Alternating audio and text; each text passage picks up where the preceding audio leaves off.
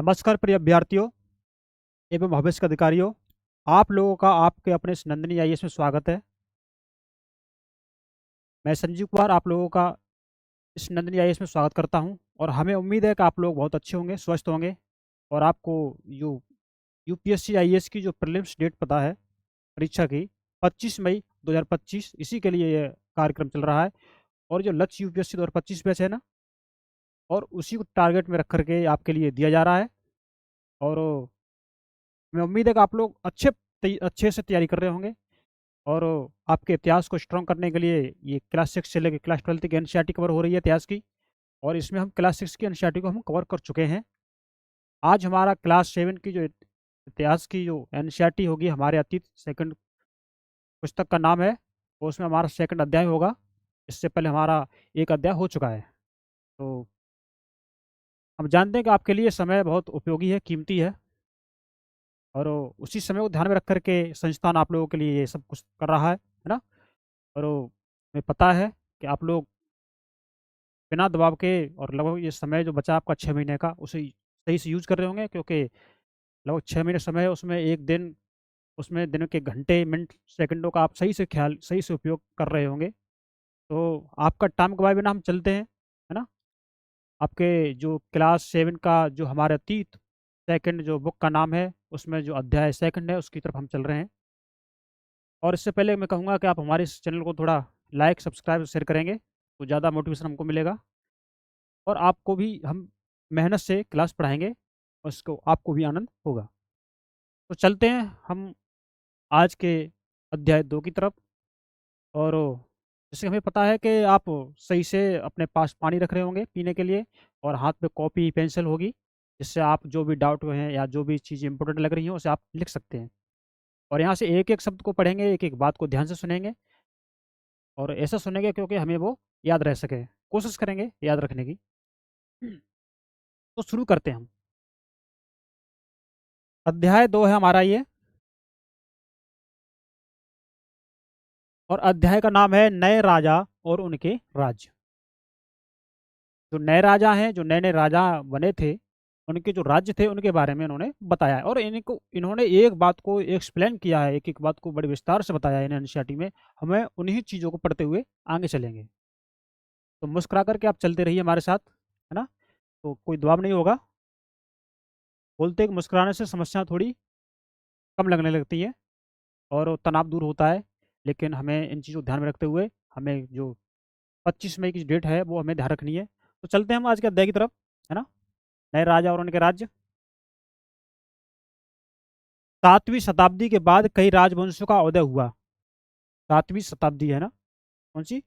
7वीं शताब्दी के बाद जो कई राजवंश थे उनका उदय हुआ। मानचित्र 1 में उपमहाद्वीप के विभिन्न हिस्सों में 7वीं से 12वीं शताब्दी के बीच शासन करने वाले प्रमुख राजवंशों को दिखाया गया है। 7वीं से लेके 12वीं शताब्दी के बीच जो भी राजवंश है उनके बारे में इन्होंने मानचित्र में दिखाया है। तो एक बार हम मानचित्र को देख ही लेते हैं। मानचित्र 1 है, इसमें 7वीं से 12वीं शताब्दियों के प्रमुख राज्य हैं, है ना। ये राज्य, इनको बारे में हम देख ले रहे हैं। तो जैसा कि हमने बताया है कि ये जो ऊपर की तरफ ये निशान दिखाया जाता है मैप में, ये नॉर्थ जो दिशा होती है, उत्तर दिशा, उसको दिखाता है ना। तो ये देखेंगे इसमें, ये मुल्तान के अरब, मंसूर के अरब इनका क्षेत्र है ना। ताइस ये कश्मीर का इलाका है ना। ब्यास नदी, झेलम नदी, इनको इनको नदियों के बारे में पहले से हम पढ़ चुके हैं इन चीज़ों को। अब ये जो क्षेत्र दिया गया इसको हम देखेंगे, ये वाला। इसमें जो ये नगर है ना, इंद्रप्रस्थ, और इसमें चाहमान, कन्नौज की जगह है, प्रयाग जगह है, बनारस, और ये चंदेल, गुर्जर प्रत्याहार, परमार, ये इन वंशों के नाम दिए गए इनमें, इनमें बताया गया है इनको। अब इसको ये देखेंगे, देखो ये जगह, जो ये इलाका ये कवर किया गया ना इससे, ये इसमें जो जगह दी गई है इसका नाम पहाड़पुर है। और ये पाल वंश के बारे में इन्होंने बताया है कि मतलब इनके इनके ये क्षेत्र रहे होंगे। ये नर्मदा नदी है, ताप्ती नदी है, गोदावरी नदी, हम इनके बारे में पढ़ चुके हैं पहले। हमने जो इससे पहले जो हमारे लेक्चर में हम इनको पढ़ चुके हैं।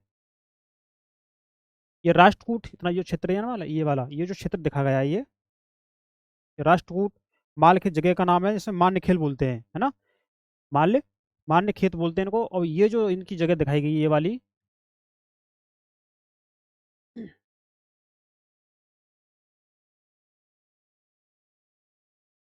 ये इसमें चोल, चेर और पांड्य, ये इनके वंशज रहे इनमें।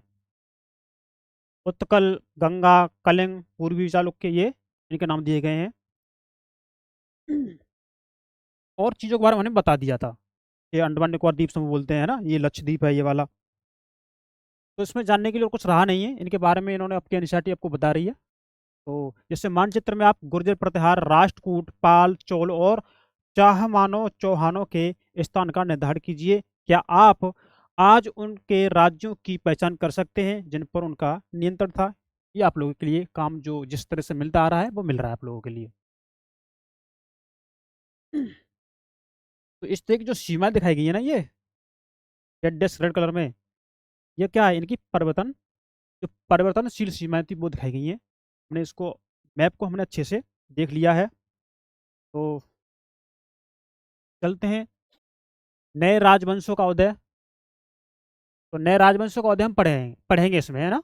तो बड़े ध्यान से और बड़े आत्म से जाते हैं, अगर हम चीज़ को हम ध्यान से सुनेंगे तो वो हमें चीज़ें समझ में अच्छी तरह से आती हैं।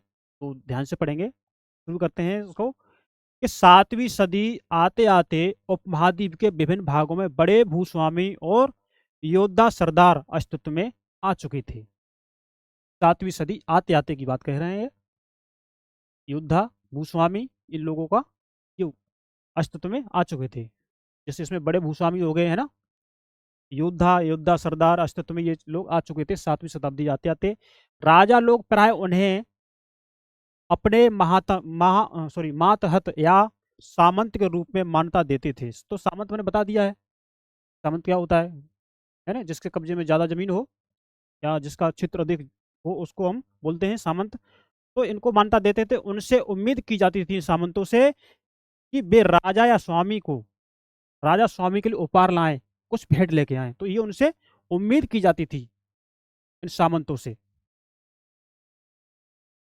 उनके दरबार में हाजिरी लगाएं और उन्हें सैन्य सहायता प्रदान करें। ये सामंतों से उम्मीद की जाती थी, क्योंकि उन्होंने अपना सामंत बना लिया, उनसे उम्मीद की जा रही है ना। तो इसमें आगे देखते हैं कि अधिक सत्ता और संपदा हासिल करने पर सामंत अपने आप को महासामंत या महामंडलेश्वर के रूप में देखते हैं, है ना। इनके पास अधिक संपत्ति हो गई, है ना। जब ज़्यादा शक्तिशाली हो जाते थे तो ये अपने आप का विस्तार कर लेते थे। जैसे बताया गया, जैसे महासामंत, महामंडलेश्वर, यानी कि महामंडलेश्वर का मतलब हो गया पूरे मंडल का महान स्वामी। ये सामंत बन जाते थे धीमे धीमे, क्योंकि राजा इनसे ही अपेक्षा रखता था कि हमें ये चीज ला के दो, हमें उपहार ला के दो, हमारे यहाँ हाजिरी लगाओ। तो इन्हें शक्तियाँ मिल जाती थी, तो उनका ये उपयोग करके अपने इस क्षेत्र का विस्तार महामंडलेश्वर के रूप में ये कर लेते थे और एक बड़े स्वामी बन जाते थे उस मंडल के। वही इसमें बताया है कि कभी कभी भी अपने स्वामी के आधिपत्य से स्वतंत्र हो जाने का दावा भी करते थे। जिस स्वामी के अंतर्गत ये काम करते थे, कभी कभी वो उनसे अलग ही हो जाना चाहते थे। आप समझेंगे। तो वही बात है, इस तरह का एक उदाहरण हम यहाँ देखेंगे। क्या उदाहरण? कि दक्कन में राष्ट्रकूटों का, जो दक्कन क्षेत्रों का राष्ट्रकूटों का था, शुरुआतों में वे कर्नाटक के चालुक्य राजाओं के अधीनस्थ थे। इसमें कर्नाटक के जो चालुक्य राजा थे उनके ये अधीन थे। फिर बाद में क्या होता है, 8वीं सदी के मध्य में एक राष्ट्रकूट प्रधान दंती दुर्ग ने अपने चालुक्य स्वामी की अधीनता से इनकार कर दिया। किसने? दंती दुर्ग ने। जो चालुक्य स्वामी की जो अधीनता थी उससे इनकार कर दिया कि हमें आपकी अधीनता नहीं करनी है, क्योंकि वो पावरफुल हो चुका था ना। और उसे हराया और हिरण्यगर्भ, मतलब उसको, जो चालुक्य वंश का जो स्वामी था उसको हरा दिया, चालुक्य स्वामी को हरा दिया। और उसमें क्या किया? हिरण्यगर्भ मतलब शाब्दिक अर्थ बोले सोने का गर्भ। हिरण्यगर्भ का मतलब होगा सोने का गर्भ नामक एक अनुष्ठान किया। जब यह अनुष्ठान ब्राह्मणों की सहायता से संपन्न किया जाता था तो यह माना जाता था कि इससे याजक जन्मना क्षत्रिय न होते हुए भी क्षत्रिय के रूप में दोबारा क्षत्रियत्व प्राप्त कर लेगा, ये माना जाता था।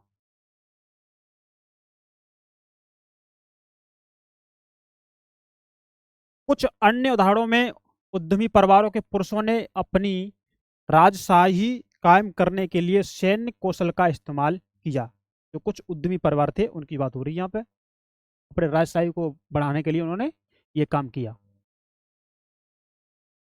सैन्य कौशल का इस्तेमाल किया। मिसाल के तौर पर कदम, मयूर शर्मण और गुर्जर प्रतार हरिचंद्र ब्राह्मण थे, है ना। कौन थे? हरिचंद्र ब्राह्मण थे, गुर्जर प्रतार, जिन्होंने अपने परंपरागत पेशों को छोड़कर शस्त्र को अपना लिया। जिनका परंपरागत जो जिनका काम था, पैसा था, उसको छोड़ करके ये अपना लिया उन्होंने। तो क्रम से कर्नाटक और राजस्थान में अपने राज्य सफलतापूर्वक स्थापित किए। कहाँ कहाँ? कर्नाटक में और राजस्थान में इन्होंने अपने राज्य जो सफलतापूर्वक स्थापित कर दिए। क्यों? क्योंकि इन्होंने शस्त्र को अपना लिया। जो पिछले जो अपने जो काम करते होंगे, जो उनका पैसा रहा होगा, उसको छोड़कर इन्होंने शस्त्र वाले पद्धति को अपना लिया और वो उन्होंने अपना राज्य स्थापित कर लिया, है ना। तो वही इसमें बताया गया है। और राज्यों में प्रशासन थोड़ा हम देख लेते हैं इसको, है ना। राज्यों में प्रशासन, इन नए राजाओं में से कईयों ने महाराजा धिराज, अब देखिए इसमें महाराजा धिराज को इन्होंने बताया है कि राजाओं के राजा, जो राजाओं के राजा थे, कौन थे वो? महाराजा धिराज। तो इन नए राजाओं में से कईयों ने महाराजा धिराज, त्रिभुवन चक्रवर्ती, तीन भुवनों का स्वामी बोलते हैं इसे हम, और इसी तरह की अन्य भारी भरकम उपाधियां धारण की। देख लेंगे। तो ये इंपॉर्टेंट शब्द हैं जिन पर हम ध्यान दे रहे हैं, तो इनको पूछा जा सकता है एग्जाम में, किसी भी एग्जाम में यहाँ से क्वेश्चन बनाया जा सकता है, इसलिए आप ध्यान से इसे पढ़ेंगे। लेकिन इस तरह के दावों के बावजूद वे अपने सामंतों और साथ ही साथ किसान, व्यापारी तथा ब्राह्मणों के संगठनों के साथ अपनी सत्ता की साझेदारी करते थे। ये इनके लोगों के साथ क्या करते थे? अपनी सत्ता की साझेदारी करते थे, जिससे वो चलाना उनको आसान हो। तो हम देखेंगे कि एनसीईआरटी हमें क्या क्या सिखा रही है हमें, है ना। क्या होता था अतीत में, तो वही हमें पढ़ने को मिल रहा है। क्या आपके विचार में उस दौर में एक शासक बनने के लिए क्षत्रिय के रूप में पैदा होना महत्वपूर्ण था? ये आपके लिए रखा गया है ये बात। तो कुछ आपको भी करना है ना। हम तो कर ही रहे हैं, कुछ आपके लिए करेंगे। और जो आप जो खुद अपने से करेंगे तो वो आपके समझने की ज़्यादा वरीयता प्राप्त होगी आपको, है ना। तो हम आगे चलते हैं इसमें। इन सभी राज्यों में उत्पादकों अर्थात किसानों, उत्पादक कौन हो गए? उत्पादक वही तो हो गए, जैसे किसान हो गए, पशुपालक, और कारीगरों से संसाधन इकट्ठे किए जाते थे, तो यही उत्पादक थे, है ना। उत्पादन करते थे, तो इनसे क्या करते थे? संसाधन को इकट्ठा करते थे।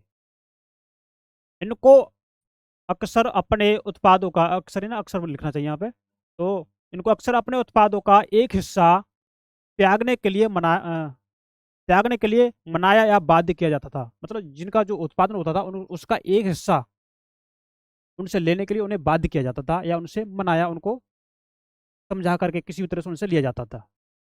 ये इन्होंने बताया है। कभी कभी इस हिस्से को लगान मानकर वसूला जाता था। इनके उत्पादन का जो एक हिस्सा था उसको कभी कभी क्या करते थे? उसको लगान के रूप में वसूलते थे, क्योंकि प्राप्त करने वाला भूस्वामी होने का दावा करता था। जो प्राप्त करने वाला था वो क्या बोलता था? हम भूस्वामी हैं, हमें आपके उत्पादन का एक हिस्सा हमें चाहिए। राजस्व व्यापारियों से भी लिया जाता था। जो राजस्व था वो व्यापारियों से भी लिया जाता था, इन्होंने इसमें ये बताया है। देखो 400 कर के बारे में उन्होंने बताया कि 400 कर में क्या क्या, देखो कौन कौन से कर लगते थे उस समय। तो जो कर लगते थे उनको हम पढ़ लेंगे। और आज हम ये जानें कि जो कर पहले लगते थे, क्या वो आज वो कर हमसे सरकार ले रही है, तो वही हम देखेंगे। देखो तमिलनाडु में शासन करने वाले चोल वंश के अभिलेखों में विभिन्न किस्म के करों के लिए 400 से ज्यादा सूचक शब्द मिलते हैं, यानी कि 400 तरह के कर लगते थे। अब कौन कौन से हैं? सबसे अधिक उल्लेखित कर है भेंटी, जो नगद की बजाय जबरन श्रम के रूप में लिया जाता था, है ना। काम जो श्रम करते हैं ना, उसके रूप में ये लिया जाता था, ये कर। यानी जबरन श्रम और कदमाई यानी कि भू राजस्व थे। कदमाई कौन थे? भू राजस्व थे। मकान पर छाजन, है ना। छाजन मतलब कुछ छत वगैरह डालते थे, उसको बोलते हैं। तो मकान पर छाजन डालने पर लगने वाला कर। अगर हम मकान बनाते हैं, मकान पर जो हम छत बनाते हैं, तो उसके लिए कर देना पड़ता था। खजूर या ताड़ के पेड़ पर चढ़ने के लिए सीढ़ी के इस्तेमाल पर लगने वाला कर। अब सीढ़ी का इस्तेमाल करते, उसके लिए भी कर लगा, ये लगाते थे, है ना। पारिवारिक संपत्ति का उत्तराधिकारी हासिल करने के लिए लगने वाला कर। जो भी पारिवारिक संपत्ति होती है, उसका उत्तराधिकारी जो बनता है, तो जो उत्तराधिकारी बनता है, तो वो भी कर देता था, इत्यादि का भी उल्लेख मिलता है। आप इसमें देखेंगे कि आज इनमें से कोई कर वसूले जाते हैं। आप बता सकते हैं कि इनमें से जो कर ये लगते थे, कि आज उनमें से कोई भी कर आज वसूला जाता है? आप बताएंगे, है ना। कमेंट बॉक्स आपके लिए है। तो ये संसाधन राजा की व्यवस्था का वित्तीय आधार बनते थे। तो ये संसाधन जो कर थे, ये लेते थे, क्या थे? ये वित्तीय संसाधन था राजा का, जिसके बारे में ये बताया गया है। साथ ही मंदिरों और दुर्गों के निर्माण में भी इस्तेमाल होते थे। जो ये वित्तीय संसाधन था, इसका निर्माण मंदिरों में, है ना, और दुर्गों के बनाने में होता था। संसाधन उन युद्धों को लड़ने में भी इस्तेमाल होते थे, जिनसे लूट की शक्ल में धन मिलने की तथा जमीन और व्यापारिक मार्गों के प्रयोग की संभावनाएं बनती थी। ये उनमें भी यूज करते थे, जिन मार्गों में व्यापारिक संभावनाएं थी, है ना, उपजाऊ भूमि मिलने की संभावना थी। तो उनके लिए, उनके युद्ध में जो जो ये पैसा या वित्तीय संस्थान खर्च करते थे, तो उसके लिए वो उसे अर्जित करते थे और उसे यूज करते थे उसमें। तो इसमें इसे बताया गया है। तो राजस्व वसूली के लिए, किसके लिए? राजस्व वसूली के लिए पदाधिकारियों की नियुक्ति सामान्यतः प्रभावशाली परिवारों के बीच से ही की जाती थी। यानी जो जो भी व्यक्ति राजस्व वसूलेगा, तो ऐसा होना चाहिए, मतलब प्रभावशाली हो, जिससे उसका कुछ खौफ हो, जिससे डर या उसके खौफ से या किसी अन्य कारण से वो वहां से कर वसूल सके लोगों से। तो उनको ऐसी नियुक्ति की जाती थी, है ना, प्रभावशाली व्यक्ति की नियुक्ति करते थे। और प्राय वंशानुगत होती थी, मतलब उसी परिवार से उनकी नियुक्ति होती रहती थी। ये बताया गया है। सेना में भी ऐसा ही होता था, मतलब सेना में भी वो ऐसे ही करते थे। और कई बार राजा के निकट संबंध ही इन ओहदों पर होते थे, ओहदों मतलब इन पदों पर होते थे। तो वंशानुगत रखा गया है इनमें, इन चीज़ों को, जैसे सेना के पदों पर भर्ती होना, ना, कर वसूलने वाले अधिकारियों की नियुक्ति करना, तो ये वंशानुगत कर दिए थे, क्योंकि वो प्रभावशाली परिवार से रख रहे हैं, मतलब संबंध रख रहे हैं। ये लग रहा है हाँ, इनका इफेक्ट ज़्यादा है समाज में, जिससे वो कर को अचीव कर सकें। तो यही बताया गया इसमें। और इसमें हम ये देखेंगे कि प्रशासन का यह रूप आज की व्यवस्था से किन मायनों से भिन्न था। आप देख सकते हैं इसमें, यहाँ पर कि जो प्रशासन का जो रूप था, वो आज से किस तरह से भिन्न था। तो एनसीईआरटी आपको हर चीज बता रही है, उस समय क्या था, आज क्या है ना। तो इनका क्या महत्वपूर्ण है, क्या महत्वपूर्ण योगदान है, इनका क्या रोल हो सकता है।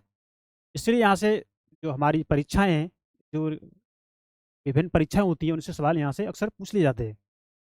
तो यही यही बातों को हम पढ़ रहे हैं यहाँ पे। और चीज़ें जब कहानी के रूप में पढ़ते हैं, तो हमें याद भी रहती है ना। और जो हमारे सामने से जब गुजरता है, वो वाक्य, वो शब्द जो हमने पहले पढ़ा है, तो हम उस पर ज़्यादा नज़र टिका सकते हैं, और वो आंसर हमारा सही भी हो सकता है ना। तो यही बात है। तो प्रशस्तियाँ और भूमि अनुदान, प्रशस्तियाँ और भूमि अनुदान ये है कि प्रशस्तियों में ऐसे ब्यौरे होते हैं जो शब्द से सत्य नहीं भी हो सकते हैं। ये कहा है, ऐसे भी ब्यौरे उनमें हो सकते हैं जो सत्य भी नहीं हो सकते हैं। प्रशस्तियां का मतलब मैंने आपको पहले बता दिया है क्या है ना। लेकिन ये प्रशस्तियां हमें बताती हैं कि शासक खुद को कैसे दर्शाना चाहते थे। इन प्रशस्तियों को पढ़ के ही तो हमें मालूम पड़ता है कि शासक अपने आप को किस तरह से प्रेजेंट कर रहे हैं, अपने आप को दर्शा रहे हैं, है ना। तो देखेंगे, हम इसमें पढ़ रहे हैं कि मिसाल के लिए सूरवीर विजय योद्धा के रूप में, ना, मिसाल के लिए जो सूरवीर है के विजय योद्धा के रूप में ये विद्वान ब्राह्मणों द्वारा रची गई थी। जो अक्सर प्रशासन में मदद करते थे। हर चीज़ को कैसे डिफाइन किया आपकी एनसीईआरटी ने, हम वही चीज़ पढ़ रहे हैं जो हमारे लिए उपयोगी है ना। बार बार पढ़ने से, अगर एक बार अच्छी तरह पढ़ लेंगे, बार बार पढ़ने की समस्या है वो खत्म हो सकती है ना। तो नागभट्ट की उपलब्धियां इसमें जो बताई गई है उसको हम पढ़ लेते हैं एक बार, कि नागभट्ट की क्या उपलब्धियां रही है ना, क्या उपलब्धि रही है। जैसे कि आप देखेंगे कि कई शासकों ने, है ना, कई शासकों ने प्रशस्तियों में अपनी उपलब्धियों का बखान किया है। किसमें? प्रशस्तियों में। जिनकी जो भी उपलब्धि रही है वो उन्होंने, जो प्रशस्तियां रही हैं उनमें उसका बखान किया, उनका चित्रण किया है, उसी को हम पढ़ रहे हैं। आपने पिछले साल गुप्त शासक समुद्रगुप्त की प्रशस्ति के बारे में पढ़ा है, यानी कि इससे जो पहले की आप जो क्लास 6 की जो इतिहास की एनसीईआरटी पढ़ी है उसके बारे में उसने बताया कि उसमें आप वहाँ पे जो पढ़ा है वहाँ से आप देख सकते हैं। संस्कृत में लिखी गई ग्वालियर या मध्य प्रदेश में पाई गई एक प्रशस्ति में प्रतिहार नरेश नागभट्ट के कामों का वर्णन इस प्रकार किया गया है। क्या? कि आंध्र, सेंधव, सेंधव बोलते सिंधु को, विदर्भ महाराष्ट्र का एक हिस्सा, और कलिंग उड़ीसा का एक हिस्सा, है ना, कि राजा उनके आगे तभी धराशायी हो गए जब वे राजकुमार थे, है ना। ये इस क्षेत्र जो राजा है वो तभी धराशायी हो गए थे जब वो राजकुमार थे, तो यही इसमें बताया गया है। उन्होंने कन्नौज के शासक चक्रयुद्ध को विजित किया, डॉट डॉट मतलब इसकी आगे की कहानी, है ना। डॉट डॉट का मतलब ये है कि इसकी आगे की कहानी और भी है, इसमें आगे को मतलब बड़ी कहानी है जो उसमें डॉट डॉट में शॉर्ट में दिखा दिया है। तो उन्होंने बंग यानी बंगाल का हिस्सा, अनर्थ गुजरात का हिस्सा, मालवा मध्य प्रदेश का हिस्सा, किरात वनवासी, तुर्क तुर्क, वत्स मत्स्य दोनों उत्तर भारत के राज्य राजाओं को पराजित किया। इनको मतलब राजा को इनको क्या किया? पराजित किया। आपके एनसीईआरटी में दिखा दिया है। तो हम, ये आप लोगों के लिए फिर भी ये आ गया है ना। तो इस अभिलेख में उल्लेखित इलाकों में से कुछ को मानचित्र एक में ढूंढने की कोशिश करेंगे, और दूसरे राजाओं ने भी इसी तरह के दावे किए थे। आपके विचार से ऐसे दावे उन्होंने क्यों किए होंगे, ये आपके लिए है।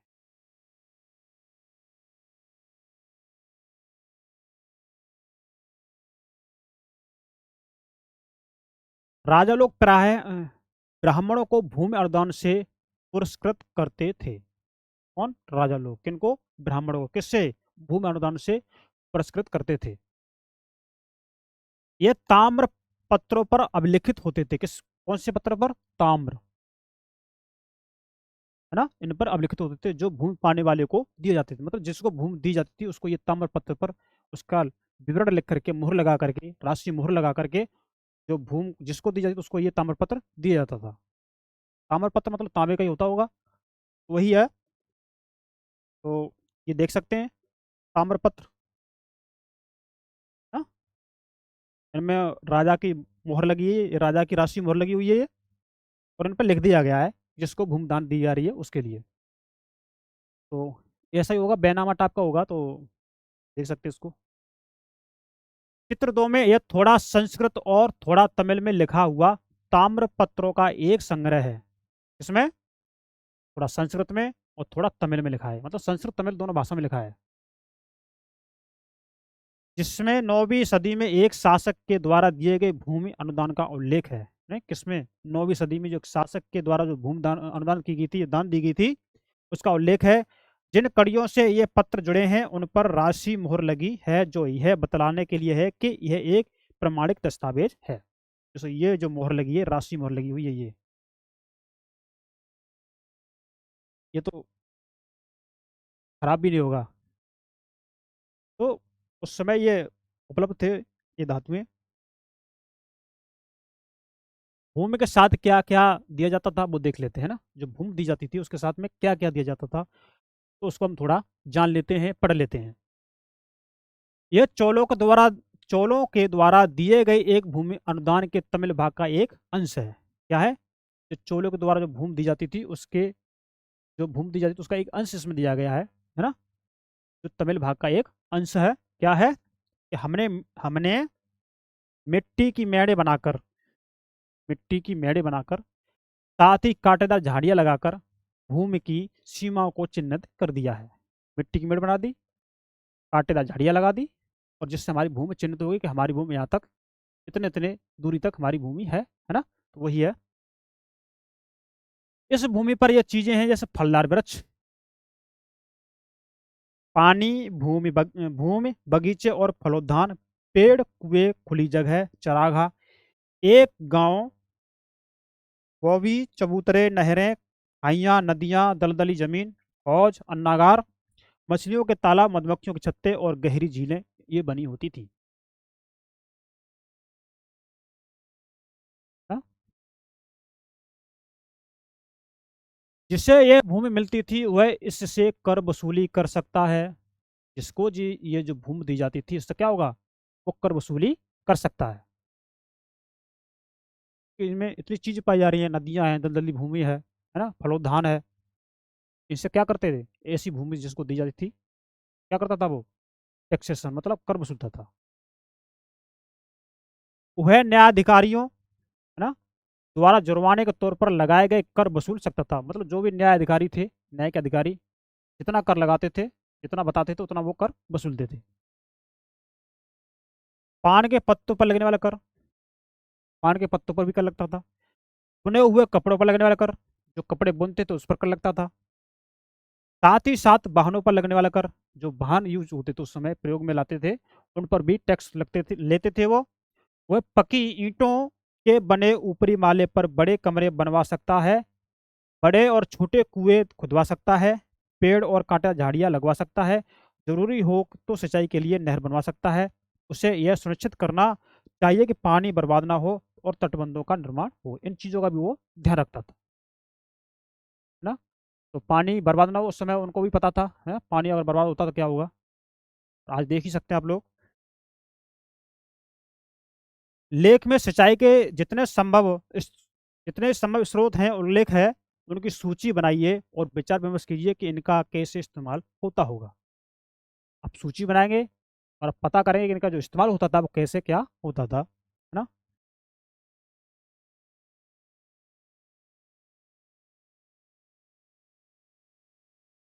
आगे देखेंगे कि 12वीं शताब्दी में एक बृहत संस्कृत काव्य भी रचा गया। बृहत माने बड़ा, है ना। तो एक बृहत संस्कृत काव्य भी रचा गया जिसमें कश्मीर पर शासन करने वाले राजाओं का इतिहास दर्ज है। किस पर, कश्मीर पर जिस राजा ने शासन किया था उसके बारे में इन्होंने बताया है। क्या बताया है, इससे कल्हड़ नामक एक रचनाकार द्वारा रचा गया है कश्मीर का इतिहास। कल्हड़ ने अपना वृत्तांत लिखने के लिए शिलालेखों और दस्तावेजों, प्रत्यक्षदर्शियों के वर्णनों और पहले के इतिहासों समेत अनेक तरह के स्रोतों का इस्तेमाल किया है। मतलब इन्होंने इन्हीं स्रोतों का प्रयोग किया है ना। प्रत्यक्षदर्शियों, दस्तावेजों को, है ना, अपने वृत्तांत लिखने के लिए जो शिलालेख यूज किए थे उनका,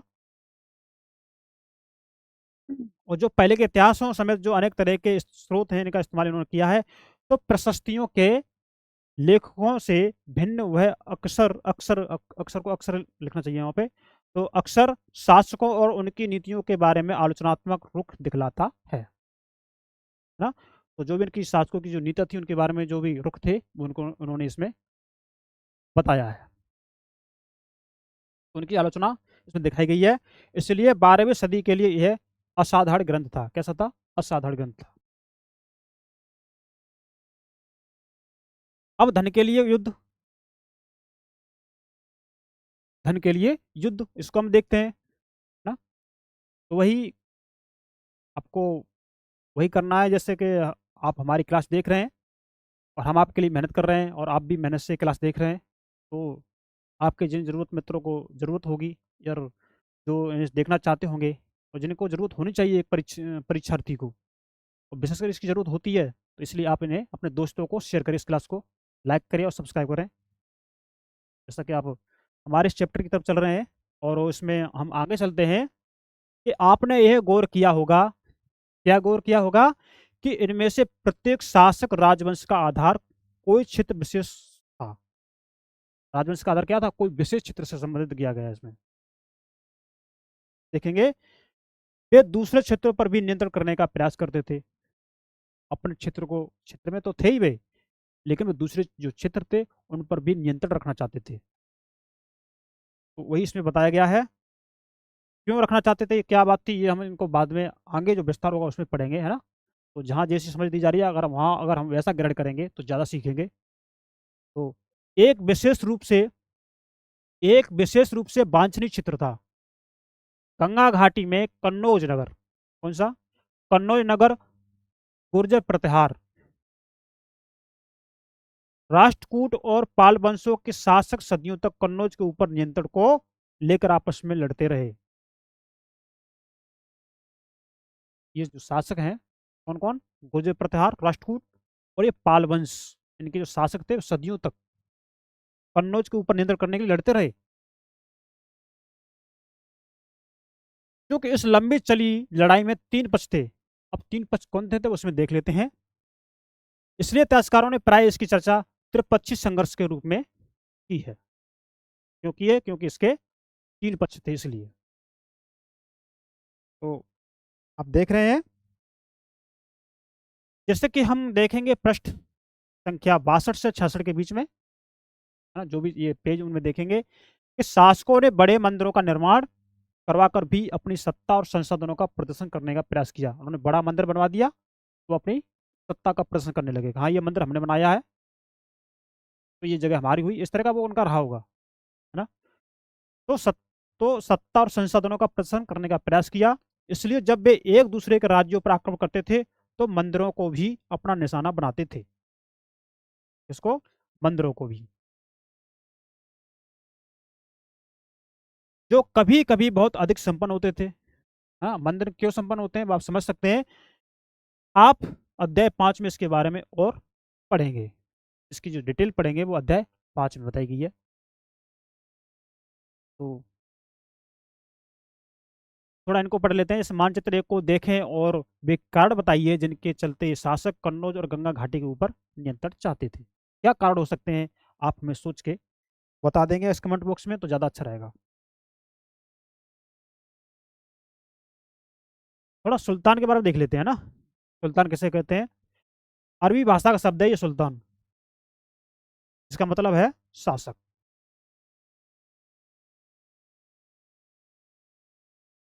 तो आपकी एनसीईआरटी आपको इतना अच्छे में हर चीज को बता रही है और आप समझ भी पा रहे होंगे, चीज़ों को समझ भी पा रहे होंगे आसानी से। तो हम इसमें अब आगे चलते हैं, आगे देखते हैं, क्योंकि हमें चीज़ें ज़्यादा बेहतर करनी है। अफगानिस्तान के गजनी का सुल्तान, है ना। गजनी जो अफगानिस्तान की एक जगह है, गजनी कहाँ की जगह? अफगानिस्तान की गजनी। उसका सुल्तान महमूद। तो गजनी जगह अफगानिस्तान पड़ती है, उसका सुल्तान महमूद, है ना। ऐसे शासकों में से सबसे प्रसिद्ध थे या प्रसिद्ध हैं, उसने 997 से 1030 तक शासन किया। कब तक? 997 से लेके 1030 तक शासन किया। अपने नियंत्रण का विस्तार मध्य एशिया के भागों, कहाँ कहाँ, जो मध्य एशिया के भाग कौन कौन से, जैसे ईरान और उपमहाद्वीप के उत्तर पश्चिमी हिस्सों तक किया। इन्होंने अपने क्षेत्र का विस्तार, इन्होंने गजनी जो जगह है वहाँ पे, तो जो सुल्तान महमूद उन्होंने किया था, वह लगभग हर साल उपमहाद्वीप पर हमला करता था। उपमहाद्वीप पर, जो उपमहाद्वीप जिसके बारे में चर्चा हो रही है, वह हर साल हमला करता था, लेकिन उसका निशाने थे का, क्या निशाना था? संपन्न मंदिर, जिनमें गुजरात का सोमनाथ मंदिर भी शामिल था। संपन्न मंदिर पर उसका निशाना अधिक था, तो जिनमें जो गुजरात का जो मंदिर है सोमनाथ का मंदिर, उस पर उसका निशाना अधिक था, क्योंकि उन्हें पता था कि मंदिर संपन्न है।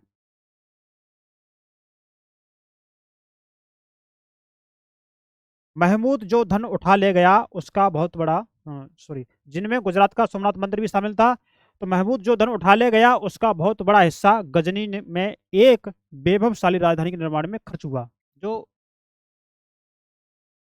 ये यहाँ से जो धन उठा के ले गए थे, तो उन्होंने अपने यहाँ एक वैभवशाली, है ना, तो वैभवशाली जो राजधानी थी उसका निर्माण इन्होंने किया था। और उसमें हम देखेंगे कि सुल्तान महमूद अपने द्वारा जीते गए लोगों के बारे में भी कई बातें जानना चाहता था।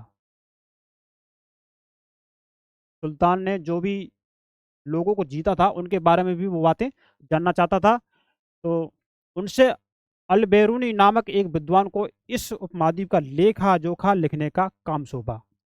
इसको अल बेरूनी नामक एक विद्वान को।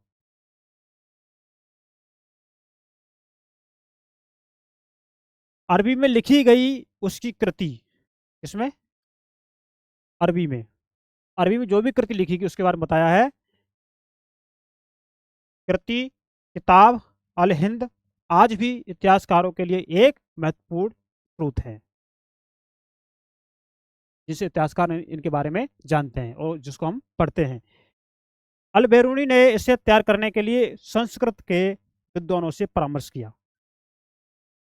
कौन से विद्वानों से? जो संस्कृत के विद्वान थे उनसे परामर्श किया, सलाह समझौता किया उन्होंने। और युद्ध करने वाले दूसरे राजाओं में चाहमान भी थे, है ना। जो युद्ध करने वाले दूसरे राजा थे कौन थे? चाहमान भी थे, जो बाद में चौहान के रूप में जाने गए थे। कौन? चाहमान, जिसे बाद में क्या चौहान के रूप में जाने गए थे। जो युद्ध करने वाले दूसरे राजाओं की कैटेगरी में ये आते हैं। वे दिल्ली और अजमेर के आसपास के क्षेत्र पर शासन करते थे। दिल्ली के जो आसपास के क्षेत्र थे उस पर क्या करते थे? शासन करते थे। वही इसमें बताया गया है। उन्होंने पश्चिम पूर्व की ओर अपने नियंत्रण क्षेत्र का विस्तार करना चाहा। पश्चिम की दिशा में और पूर्वी दिशा में उन्होंने अपने क्षेत्र को विस्तार करना चाहा, लेकिन ये क्या होता है आगे? तो जहां उन्हें गुजरात के चालुक्यों और पश्चिमी उत्तर प्रदेश के गहडवालों से टक्कर लेनी पड़ी। ने गुजरात के चालुक्यों और पश्चिमी उत्तर प्रदेश कौन? गहडवालों से क्या करनी पड़ी? टक्कर लेनी पड़ी, क्योंकि ये अपने साम्राज्य का विस्तार कर रहे थे। तो कोई अपनी जगह में कैसे आने देगा? वही बात है।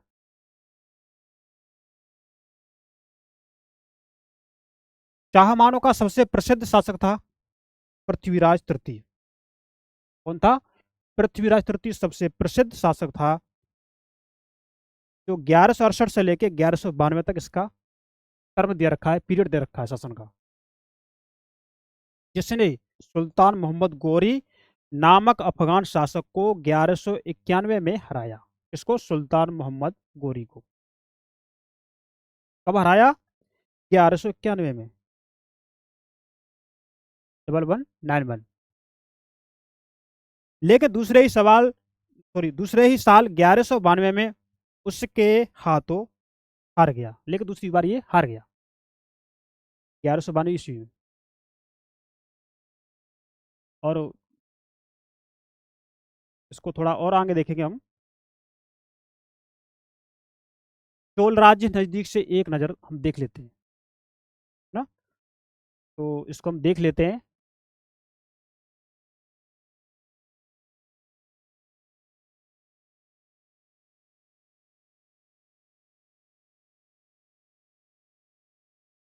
ये दिखाया गया इसमें, ये नर्मदा नदी बह रही है ना, ये वाली ताप्ती नदी। ये यादव वंश चालुक्य, ये दिखाया गया चालुक्य विक्रमादित्य के अंतर्गत, है ना। कल्याणी ये जगह का नाम दिया गया है, कदम्ब दिया गया है और बादामी। और ये जो क्षेत्र दिया गया है, जो परिवर्तनशील सीमाएं इसमें बताई गई हैं, ये जो दिखा दिया इन्होंने कि ये जो इस तरह का जो चिन्ह इसमें दिया गया है जिससे सीमाएं दिखाई गई है, ये क्या है? ये परिवर्तनशील सीमाएं हैं। ये जो दिखाई गई ये सीमा परिवर्तनशील, ये वाली सीमा, इनमें बनवासी ना, नौलामाबादी, काकतीय, बेगी, दक्षिण कलिंग, चोल, गंगावादी, कोची, ये जगह के नाम दिए गए, ये वंश हैं। और इसमें उरेवर मदुरई, है ना, पांड्यन, ये तंजावुर, गंगई कोंडू, चोलपुरम, ये दिखा गया इनमें। तो ये जैसे चोल हो गए, ये गंगावादी, ये बनवासी हैं, इनमें जो लोग थे उनके बारे में ये बताया गया है आपके इस मैप में। ये तो हमने बता दिया, ये लक्षद्वीप वगैरह, और ये हिंद महासागर, ये है ना। तो एक बार फिर देख लो मैप को सही से। तो हमने कहा जैसे आप मैप अपने पास रखेंगे तो उनमें ज़्यादा चीज़ समझ में आएगी। मैप में आप देख सकते हैं, हम पहली क्लास से आपको बोलते आ रहे हैं कि आप अपने पास एटलस रखिए, मैप रखिए। और इसमें जो चीज़ जहाँ बताई जाती है आप उन्हें गौर से देखेंगे, और जो यहाँ जो चीज़ बताई जा रही है उन्हें वहाँ पे लिख भी सकते हैं, जिससे क्या होगा रिवीजन में आपको आसानी होगी। वो चीज़ जब एक बार आपकी नज़र से गुजर जाती है तो आप उन्हें समझ सकते हैं ना, तो वही बात है। तो मानचित्र दो, चोल चोल राज्य और उसके पड़ोसी, ये हमने आपको इसमें बता दिया। तो उरेयूर से तंजावुर तक की जो कहानी है हम इसमें पढ़ते हैं। उरेयूर से तंजावुर तक की जो कहानी हम इसमें देखेंगे क्या है कि चोल वंश सत्ता में कैसे आया, कि चोल वंश था ये सत्ता में आया कैसे, वो इसमें बताया है। कावेरी डेल्टा में मुट्रियार नाम से प्रसिद्ध एक छोटे से मुखिया परिवार की सत्ता थी। मुट्रियार मुट्रियार नाम से प्रसिद्ध एक छोटे से मुखिया परिवार की सत्ता थी। कहाँ? कावेरी डेल्टा में। ये थोड़ा टर्म नाम लेने में वैसा हो रहा है, यहाँ से क्वेश्चन बन सकता है, ये लिखा इस तरह से गया है। तो इसे हम ध्यान से देखेंगे। बेकाचीपुरम के पल्लव राजाओं के मातहत थे। उरियार के चोलवंशी प्राचीन मुखिया परिवार के विजयालय ने 9वीं सदी के मध्य में मुटरियारों को हराकर इस डेल्टा पर कब्जा जमाया। इन्होंने, विजयालयों ने इनको हरा करके, मुटरियारों को हरा करके जो डेल्टा वाला क्षेत्र था उस पर कब्जा कर लिया। तो देखो इन चीज़ों को हम नोट भी कर सकते हैं, जिसको हम हाईलाइट कर रहे हैं, ये इंपॉर्टेंट शब्द हैं, आप इसको नोट भी कर सकते हैं, यहाँ से क्वेश्चन भी बन जाते हैं और यहाँ से क्वेश्चन बने भी हैं। तो इन चीज़ों को ध्यान से देखेंगे। उसने वहाँ तंजावुर शहर और निशुम्भसुदीन देवी का मंदिर बनवाया। कौन सा शहर? तंजावुर शहर। और मंदिर कौन सा था? निशुम्भसुदीन देवी का मंदिर। विजयालय के उत्तराधिकारियों ने पड़ोसी इलाकों को जीता। जो विजयालय के जो उत्तराधिकारी थे उन्होंने क्या किया था, जो पड़ोसी के जो क्षेत्र थे उनको जीता, और उसका राज्य अपने क्षेत्रफल तथा शक्ति दोनों रूपों में बढ़ता गया। जीतते गए, वो राज्य बढ़ता गया और वो शक्ति उनकी बढ़ती गई। वही इनमें बताया गया है कि दक्षिण और उत्तर के पांड्यन और पल्लव के इलाके इस राज्य का हिस्सा बन गए। पांड्यन और पल्लव ये इनके जो इलाके थे क्या हुए, इस क्षेत्र के हिस्सा बन गए। देखिए छोटा सा डेल्टा जीता था उन्होंने, धीमे धीमे उन्होंने अपनी शक्ति बढ़ा ली, राज्य बढ़ा लिया। तो एनसीईआरटी आपको हर चीज बता रही है। राज राज प्रथम जो सबसे शक्तिशाली चोल शासक माना जाता है, कौन?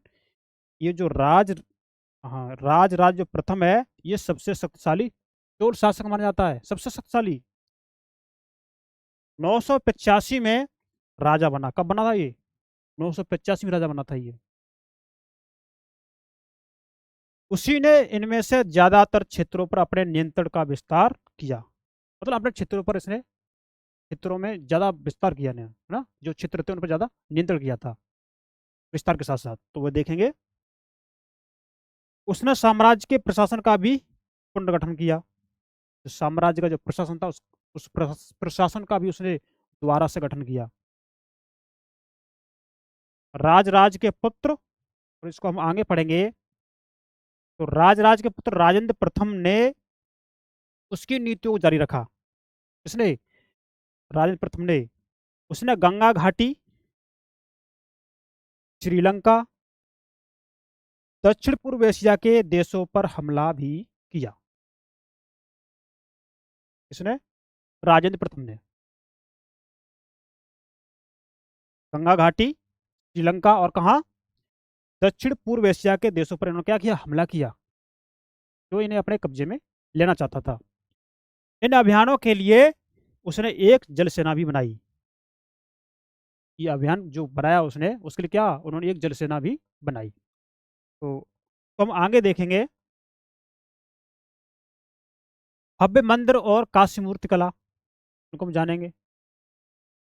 जो भव्य मंदिर जो देखते हैं, जो काशी मूर्ति कला है, उनके बारे में भी हम यहाँ पढ़ ले रहे हैं। तो जब एनसीईआरटी में लिखा है तो हम पढ़ेंगे, एक एक शब्द को पढ़ेंगे, हमने कहा है पहले भी कहते चले आ रहे हैं, एक एक शब्द को पढ़ेंगे, एक एक टर्म को समझेंगे, है ना। और समझते हुए आगे बढ़ेंगे। तो राजराज और राजेंद्र प्रथम द्वारा बनवाए गए तंजावुर और गंगईकोंडचोलपुरम के बड़े मंदिर स्थापत्य और मूर्तिकला की दृष्टि से एक चमत्कार है।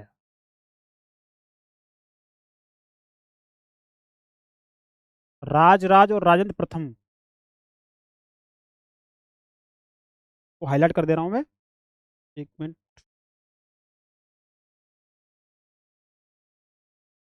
राजराज और राजेंद्र प्रथम तंजावुर और गंगईकोंडचोलपुरम के बड़े मंदिर स्थापत्य और मूर्तिकला की दृष्टि से एक क्या है, चमत्कार है। जो हमने ये हाईलाइट कर लिया है, इसको हम ध्यान से देखेंगे, इन वर्डों को समझेंगे इनको। ये जगह के नाम है ना, और इनके नाम है राजाओं के। चोल मंदिर अक्सर अपने आसपास विकसित होने वाली बस्तियों के केंद्र बन गए। जो चोल मंदिर थे क्या है, अपने आसपास की बस्तियां थी, उनके क्या बन गए, ये केंद्र बन गए, है ना। तो ये विकसित होने वाली बस्तियां थी, उनके क्या हो गए, ये केंद्र बन गए। ये शिल्प उत्पाद के केंद्र थे, किसके, शिल्प उत्पाद के केंद्र थे। ये मंदिर शासकों और अन्य लोगों द्वारा दी गई भूमि से भी संपन्न हो गए थे। देख सकते हैं आप लोग, हर चीज को एनसीईआरटी एक एक वर्ड को एक्सप्लेन करके इसमें दिया गया है, और हम उसी को ही पढ़ रहे हैं।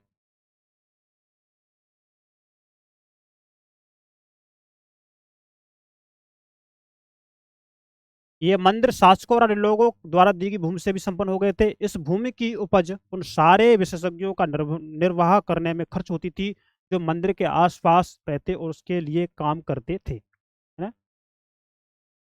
जो उन भूमि से जो भी उपज मिलती थी, तो ये लोगों के लिए खर्च होती थी जो उस मंदिर के आसपास रहते थे, या उनके उसके जो मंदिर में जो काम करते थे उसमें। तो कौन थे, देखो देखते इसको, जो मंदिर के आसपास रहते थे और उसके लिए काम करते थे, जैसे पुरोहित हो गए, है ना, पुरोहित, मालाकार, बावर्ची, बेहतर। तो ये लोग काम करते थे, इनके लिए जो संपत्ति थी इनके लिए खर्च होती थी।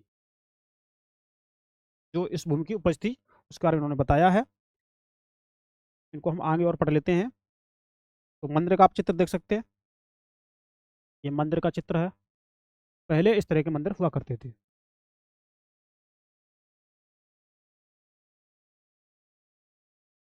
देख सकते हैं आप लोग इस मंदिर को, अच्छा मंदिर है, काफी ऊंचा भी है। और वो देखेंगे आप लोग इसको, चित्र 3 में गंगई कोटचोलपुरम का मंदिर है ये। छत जिस तरह से क्रम से पतली होती गई है उस पर गौर करें।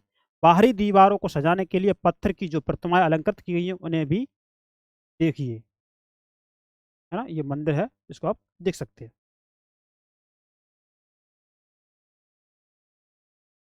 तो मंदिर के जो आसपास के जो लोग थे उनमें संगीतकार, है ना, नर्तक इत्यादि थे। तो उनकी जो उपज की भूमि से जो भी उन्हें जो उपज मिलती थी उन भूमि से, उनको इन लोगों के ऊपर खर्च किया जाता था।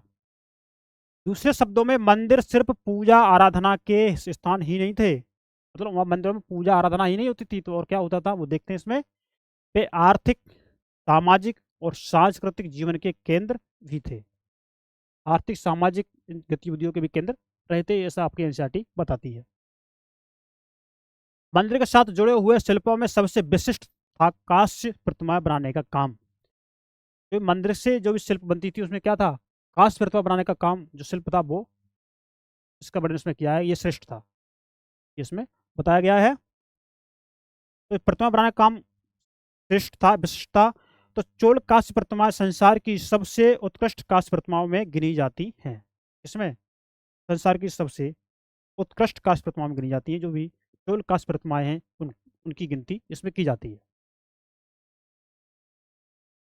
ज्यादातर प्रतिमा तो देवी देवताओं की ही होती थी। प्रतिमा थी किसी की होती थी, ज्यादातर देवी देवताओं की ही प्रतिमाएं ज्यादातर होती थी। लेकिन कुछ प्रतिमाएं भक्तों की भी बनाई गई थी। देवी देवताओं की प्रतिमा तो होती थी, लेकिन उनके साथ साथ भक्तों की भी प्रतिमाएं बनाई गई थी, ऐसा इसमें कहा गया है। कृषि और सिंचाई देखेंगे, है ना। अब एक बार आप प्रतिमा देख लीजिए, ये काष्ठ प्रतिमा है, उनकी बनाने की कला कितनी अच्छी लग रही है ना। तो प्रतिमा आप देख सकते हैं।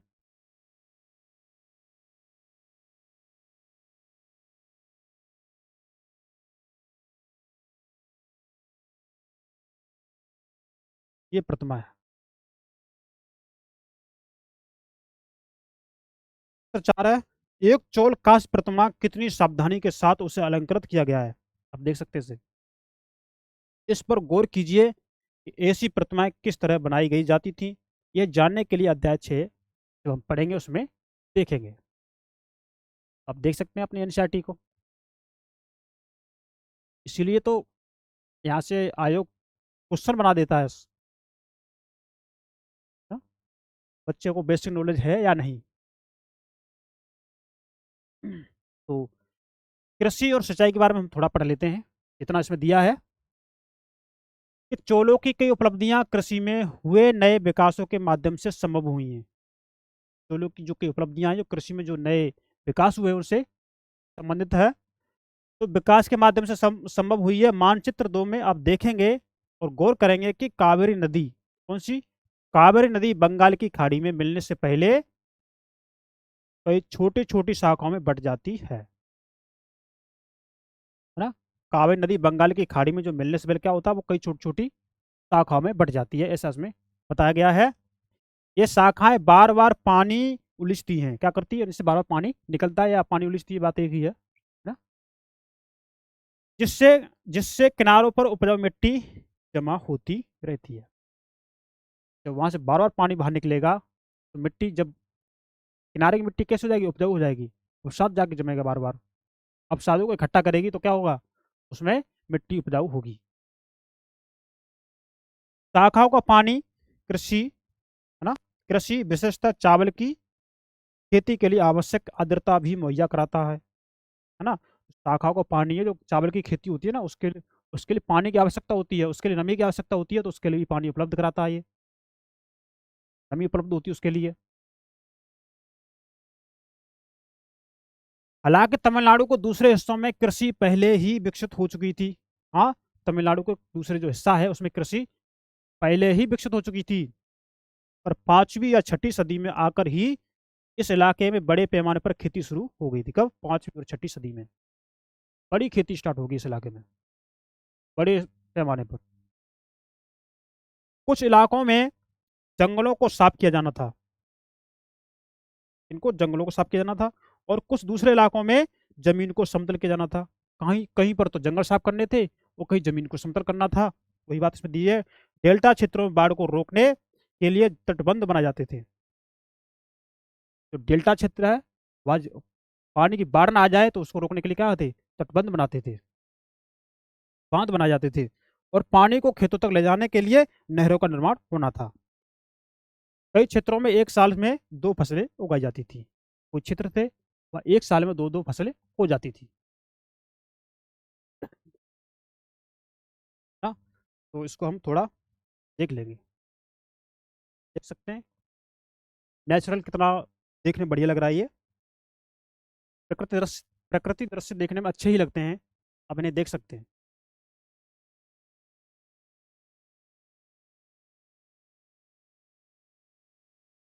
चित्र 5 में ये दिखाया गया कि 9वीं शताब्दी तमिलनाडु का एक जलद्वार हौज से नदी की शाखाओं में पानी के प्रवाह को इसके जरिए नियंत्रित किया जाता था। इस पानी से खेत सींचे जाते थे।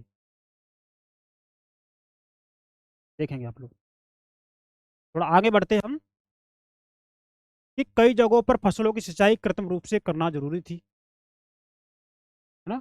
कई जगह ऐसी थी जहाँ कृत्रिम रूप से उन फसलों का सिंचाई करना महत्वपूर्ण थी, है ना। वह पानी अपने आप नहीं ले जाया जाता था। सिंचाई के लिए कई पद्धति अपनाई जाती थी।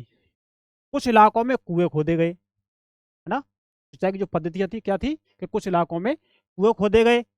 कुछ अन्य जहाजों में सॉरी कुछ अन्य जगहों में बारिश के पानी को इकट्ठा करने के लिए विशाल सरोवर बनाए गए। तो कुछ जगह है, पानी को जो बारिश हो रही है उसको एकत्र करने के लिए सरोवर बनाए गए, ऐसा इसमें कहा गया है।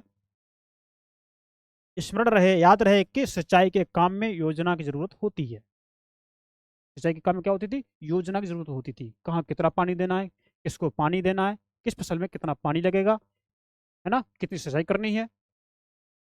तो इन चीजों की इन्होंने जानकारी होती थी। जैसे श्रम संसाधनों को व्यवस्थित करना, है ना, श्रम संसाधनों को व्यवस्थित करना, इन कामों की देख रेख करना और यह तय करना कि पानी का बंटवारा कैसे किया जाए, है ना, पानी का बंटवारा किया जाए तो कैसे किया जाए, तो श्रम है उसकी देखरेख करना, है ना, उसका वितरण करना, ये बात इसमें दी गई है। ज्यादातर नए शासकों साथ ही साथ गांव में रहने वाले लोगों ने इन गतिविधियों में सक्रिय रूप से दिलचस्पी दिखलाई, है ना, देख सकते हैं हम लोग। थोड़ा साम्राज्य का प्रशासन इसको देख लेते हैं। साम्राज्य का प्रशासन, प्रशासन किस प्रकार संगठित था, प्रशासन था किस प्रकार संगठित था। किसानों की बस्तियां जो और कहलाती थी, किसानों की बस्तियां क्या कहलाती थी, और कहलाती थी। सिंचित खेती के साथ बहुत समृद्ध हो गई थी। जो सिंचित खेती थी, जिस खेती में पानी लग रहा है यानी सिंचाई की जा रही है, तो वो क्या होगी, वो बस्तियां क्या होगी, समृद्ध होगी। इस तरह के लोगों सॉरी इस तरह के गांव के समूह को नाडु कहा जाता था, देख सकते हैं इसको। तेरे गांव क्या थे, कहलाते थे, नाडु कहलाते थे। ग्राम परिषद और नाडु न्याय करने और कर वसूलने जैसे कई प्रशासकीय कार्य करते थे। हर चीज को एनसीईआरटी ने डिटेल में बता दिया है। बेल्लाल जाति के धनी किसानों को केंद्रीय चोल सरकार की देखरेख में नाडु के काम के नाडु के काम काज में अच्छा खासा नियंत्रण हासिल था। उनमें से कई धनी स्वामियों को चोल राजाओं ने सम्मान सम्मान के रूप में मुवेंद बेलन, तीन राजाओं को अपनी सेवाएं प्रदान करने वाला बेलन या किसान, जो मुवेंद बेलन बोलते हैं उसी की बात की गई है। ठीक है, अरियार प्रधान, अरियार किसको बोलते हैं, प्रधान को। और इसको मुवेंद बेलन को थोड़ा हम हाईलाइट करेंगे, ये शब्द मतलब पूछे जाने वाले हैं परीक्षा के लिए, तो इन शब्दों की तरफ आप ध्यान देंगे, वो थोड़ा पकड़ेंगे। लेकिन पढ़ने में शब्द थोड़ा अजीब लग रहे हैं, लेकिन एक दो बार आपकी निगाहों से गुजरेंगे तो ये शब्द आपको आसान लगने लगेंगे। तो हमने बता दिया ये कि तीन राजाओं को अपनी सेवाएं प्रदान करने वाला बेलन या किसान, जिसे मुवेंद बेलन कहते हैं। अरियार क्या होता है, प्रधान। जैसी उपाधियां दी गई और उन्हें केंद्र में महत्वपूर्ण राजकीय पद सौंपे गए।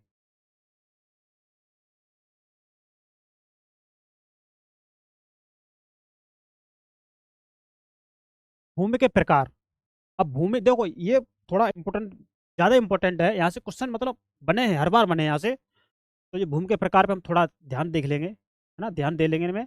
और अगर हो सकता है तो आप इसका स्क्रीनशॉट लेकर रख लेंगे। देखिए, बेलन बगाई, है ना, बेलन बगाई क्या है, ये गैर ब्राह्मण किसान स्वामी की भूमि है।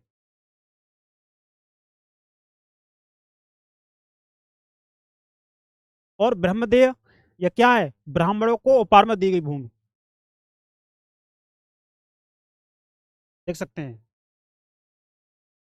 ताला भोग क्या है, किसी विद्यालय के रख रखाव के लिए भूमि जो दान में दी जाती थी उसको क्या बोलते थे, साला भोग बोलते थे, है ना। देवदान या तिरुनमुड्डकनी, जिसका नाम है क्या, देवदान तिरुनमुड्डकनी, जो मंदिर को उपहार में दी गई भूमि है उसको बोलते हैं। थोड़ा सही से कर लेते हैं हाईलाइट।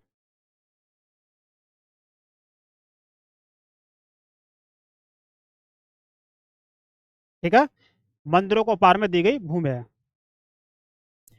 पल्लचंदम, जैन संस्थानों को दान में दी गई भूमि है। इनके नाम ऐसे हैं जो आपको पूछे जाते हैं, परीक्षा में सीधे यहाँ से क्वेश्चन बना दिए जाते हैं।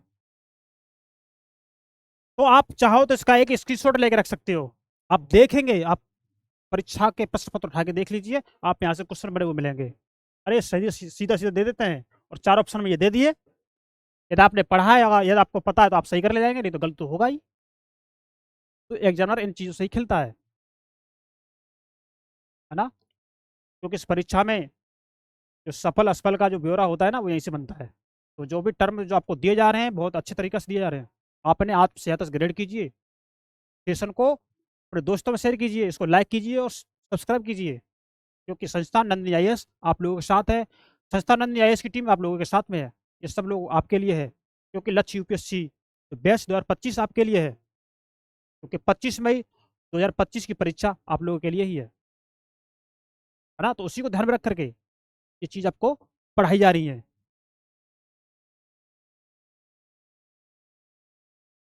हमने देखा है कि ब्राह्मणों को समय समय पर भूमि अनुदान या ब्रह्मदेय प्राप्त हुआ। क्या हुआ? भूमि अनुदान या ब्रह्मदेय प्राप्त हुआ। किसको? ब्राह्मणों को समय समय पर। परिणाम स्वरूप कावेरी घाटी और दक्षिण भारत के दूसरे हिस्सों में ढेरों ब्राह्मण बस्तियां अस्तित्व में आ गई। जब इनके साथ ये हो रहा है तो क्या होगी? जब ब्राह्मणों की बस्तियां होगी क्या होगी? संपन्न होगी। हाँ, तो जो ढेरों बस्तियां थी वो क्या हो गई? अस्तित्व में आ गई ना। कावेरी घाटी और दक्षिण भारत के दूसरे हिस्सों में प्रत्येक ब्रह्मदेव की देखरेख प्रमुख ब्राह्मण भूस्वामियों की एक सभा द्वारा की जाती थी। किसके द्वारा? ब्राह्मण भूस्वामियों की, जो ब्राह्मण भूस्वामी थे उनकी जो सभा थी उसके माध्यम से उनकी देखरेख की जाती थी। ये सभाएं बहुत कुशलता पूर्वक काम करती थी। इनके निर्णय शिलालेखों में प्राय मंदिरों की पत्थर की दीवारों पर ब्यौरेवार दर्ज किए जाते थे। मतलब मंदिर की दीवार पर इनके विवरण लिख दिए जाते थे, जिससे इनका काम क्या हो? माननीय हो, माना जाए।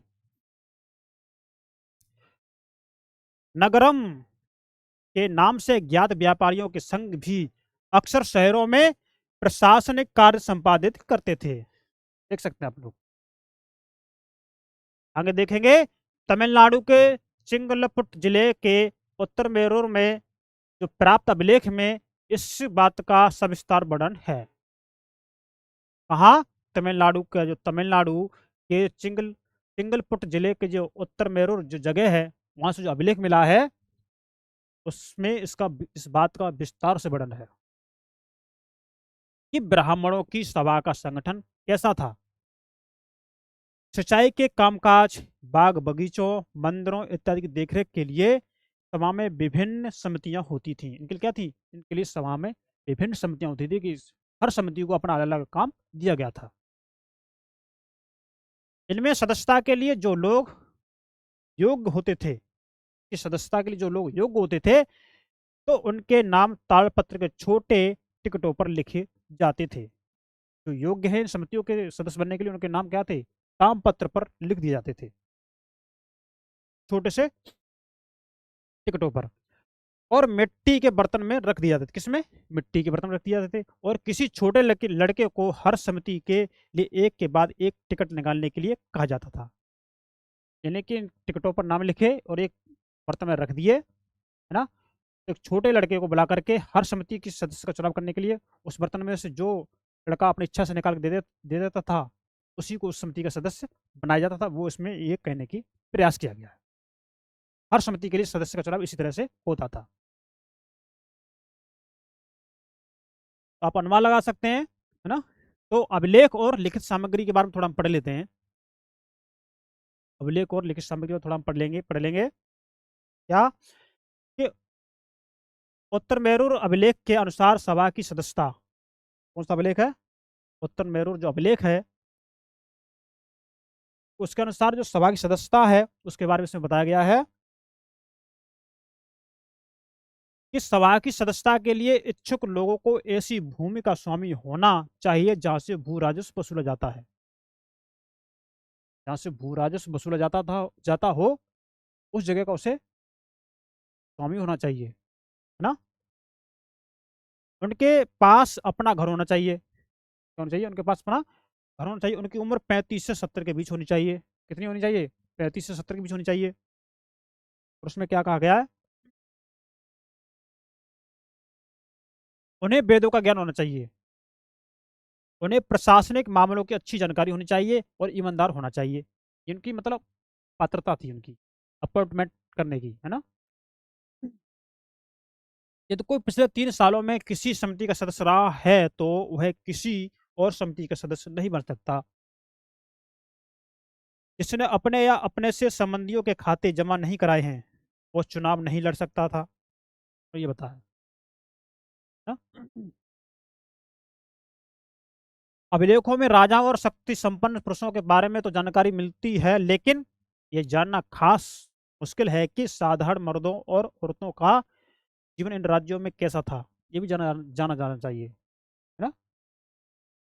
12वीं शताब्दी की तमिल कृति पेरियापुरम से एक उदाहरण है, उसे हम देखेंगे, है ना। उसको थोड़ा हाईलाइट कर लेते हैं। पेरियापुरम क्या इसका उदाहरण है? अरनूर की सरहदों पर फूस की पुरानी छाजनों वाली छोटी छोटी झोपड़ियों से हटा पड़ा पलाया एक ऐसा समूह जिसे ब्राह्मण और बेल्लाल प्रतिष्ठ समाज के बाहर मानते थे। इसके बारे में उन्होंने बता दिया है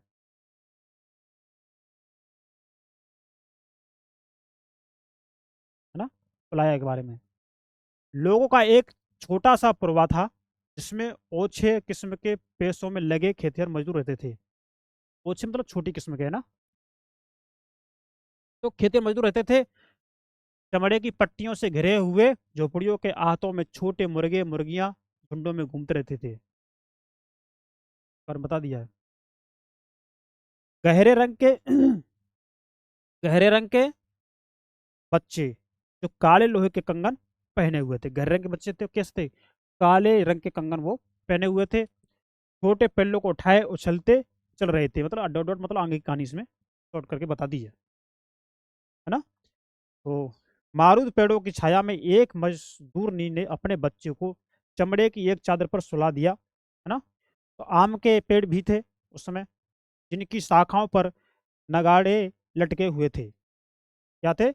नगाड़े लटके हुए थे। और नारियल के पेड़ों के नीचे जमीन में बने छोटे गड्ढों में छोटे सिरों वाली कुतियां पिल्लों को दूध पिलाने के बाद लेटी हुई थी। का विस्तार कर दिया है। तो लाल कलगी वाले मुर्गों ने पो फटने से पहले तगड़े पुलेयार, यानी पुलाया का बहुवचन है ये, तो पुलेयार को दिन के काम पर जाने की हौक लगाते हुए बाग दे दी, है ना। ये मुर्गों की बात की गई है। धान कूटती लहरदार बालों वाली पुलाया स्त्रियों के गाने की आवाज रोजाना कांजी वृक्ष की छाया में फैलती थी। तो ये इन्होंने उस समय की कहानी को बता दिया। तो स्थिति है ये, समझ सकते हैं इसको, आपने पढ़ ही लिया है ना। तो इसमें ज़्यादा हमें विस्तार नहीं करेंगे इसका। तो ये आपके लिए है क्वेश्चन मार्क चिन्ह, है ना। क्या कि क्या इस पूर्वे में कुछ ब्राह्मण थे? जितनी तरह की गतिविधियां चल रही थी उनका वर्णन करें आप। आपको ख्याल से अभिलेखों में इन सब का उल्लेख क्यों नहीं किया गया? आपके ख्याल से बताइए, आपके ख्याल से इन सब का उल्लेख अभिलेखों में क्यों नहीं किया गया? ये आपके लिए है।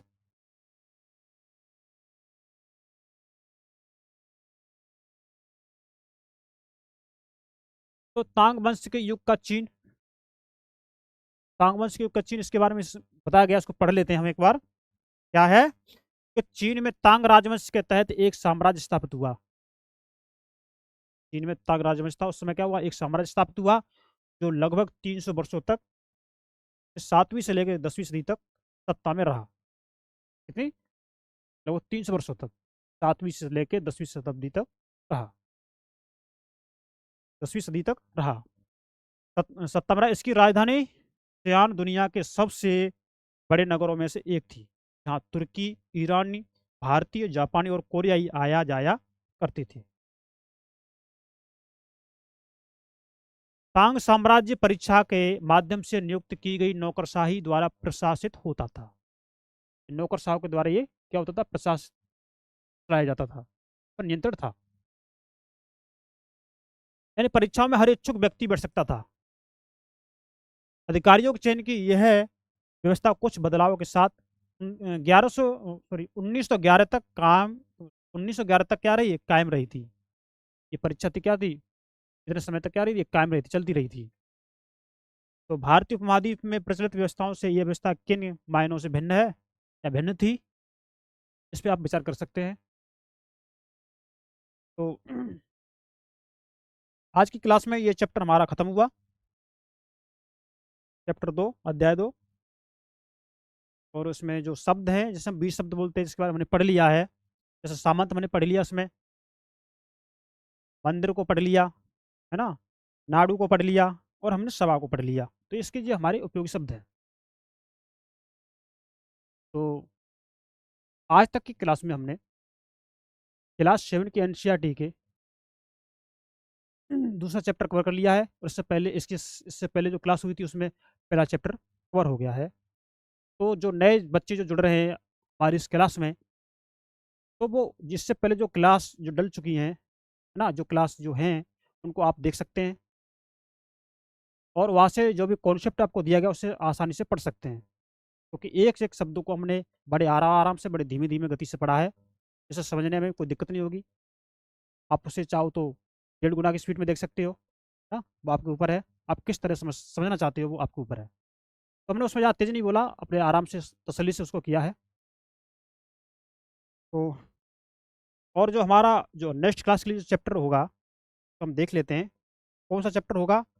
तो दिल्ली के सुल्तान, है ना? तो अगली क्लास में हम इसे पढ़ेंगे, दिल्ली के सुल्तान। तो हमने आज के इस कार्यक्रम के माध्यम से चीज़ों को डिटेल में पढ़ा है, एक्सप्लेन किया है, उनको लिंक भी किया है, आपके एनसीईआरटी ने वर्तमान से भी जोड़ा है उसको। और जैसा कि हमने बताया कि हम आपके इतिहास को जल्दी से कवर कर ले जाएँगे, है ना? तो इससे पहले लेक्चर आप देख सकते हैं, और तो आप मुस्कुरा करके आप पढ़ाई करते रहिए, आपको अपने ऊपर कोई तनाव मत रखिए, क्योंकि आप लोगों के साथ आपकी संस्था नंदिनी आईएएस है, आप लोगों के लिए ही है, सब कुछ आप लोगों के लिए है, इसलिए इसे आप लाइक करें, शेयर करें और सब्सक्राइब करें। तो चलते हैं, है ना? तो मिलते हैं अगली क्लास में, नमस्कार, धन्यवाद, बाय-बाय, थैंक यू, चलते हैं।